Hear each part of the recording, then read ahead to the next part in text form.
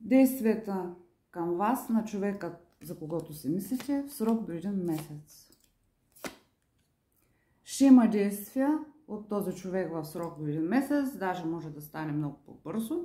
В момента голяма част от вас са на пауза, пустота има в отношенията ви.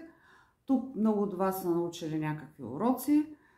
Трети може да са били в брак и да са се разделили по някаква причина. Четвърти ги разделят големи различия като статус в обществото, вероизповедание, разлика в годините и така нататък. Така или иначе, човека ще се завърне. Внимавайте, може да се върне с някакви остри думи, нещо да ви стане неприятно, да ви вдигне някакъв скандал. За друга част от вас се връща точно тогава, когато не го очаквате, с нова страст, с нова енергия, с ново желание за ново начало.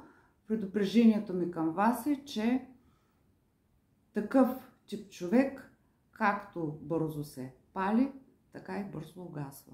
Благодаря.